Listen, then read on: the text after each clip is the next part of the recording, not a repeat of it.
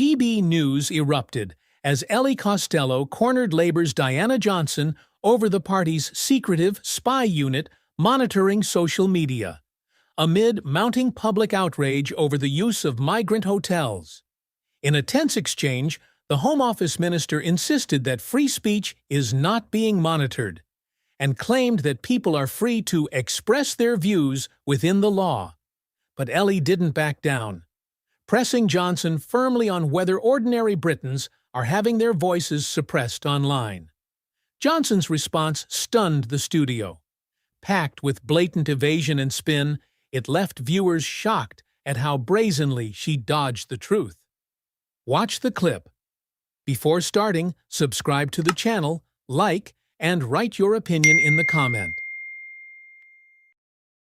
Whitehall's spy unit has reportedly been used by the government to target social media posts criticising migrant hotels and two-tier policing. Well, according to the Telegraph newspaper, emails obtained by a US committee reveal that civil servants raised concerns with social media platforms, warning that certain posts contained concerning narratives. The reports have sparked accusations of state censorship, something the Home Office strenuously denies. Well, meanwhile, the number of foreign-born prisoners in England and Wales is now higher than at any point since 2013, accounting for 1 in 8 of the total prison population. Let's cross to Westminster. We can talk to the Home Office Minister, Diana Johnson. Good morning to you. It's lovely to see you this morning. What can you tell us about, well, not only this, the Telegraph claims that there's this sort of Whitehall spy group looking at our tweets and what have you, but also we know the Home Office itself announced last week it was setting up this elite police force to look at anti-immigration tweets. Are we having our free speech monitored? No, we're not having our free speech monitored at all. And it's absolutely right that people can express their views within the law on social media.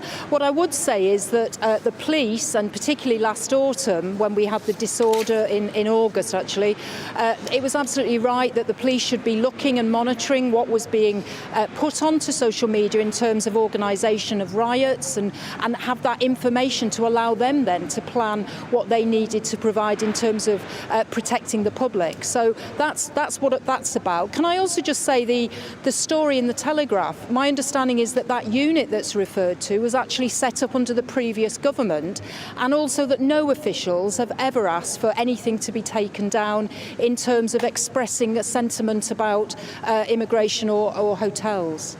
But we are hearing, it does make people very uncomfortable, that civil servants and officials working for Peter Carr, the Technology Secretary, have flagged videos with concerning narratives to social media giants. So who decides what is and what isn't a concerning narrative?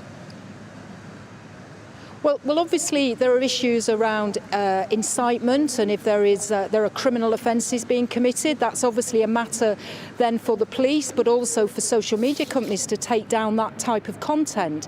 But in terms, again, of free speech, of people being able to express their views freely, that's a very important part of our democracy. It's not something that I recognise as being impeded by the actions that the police, who I have some knowledge of, are taking in terms of keeping us safe and monitoring social media for anything that might be moving towards rioting or disorder in the way we saw last summer.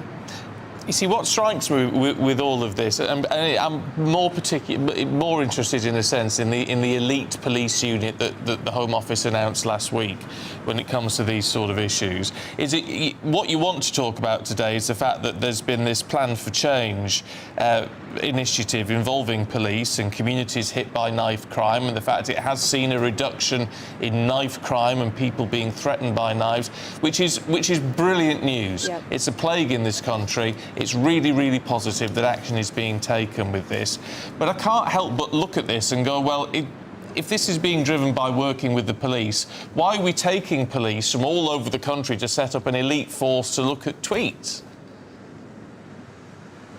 No, I don't think that's an accurate reflection of what's happening. If you recall last summer, one of the issues was about the use of social media in terms of that disorder, and the fact that the police were monitoring what was going on, the call to attend at certain places, and then there was disorder that resulted because of that. What came out of the review of what happened last summer was that we need to be smarter about using social media to identify where problems are developing, and that's what this new unit is about. It's about having a more coordinated response for police forces to understand where communities may be being put in danger because of organisation around riots and violent disorder. That's what it's about. It's certainly not about monitoring or looking at free speech and people's ability to say what they believe should or shouldn't happen in terms of immigration policy.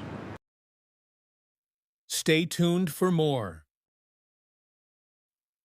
In a searing on-air showdown, Michelle Dewberry took Labour MP Barry Gardiner to task over Sir Keir Starmer's sorrow that we were not able to do. Share your thoughts in the comments below. Don't forget to hit the like button and subscribe to the channel.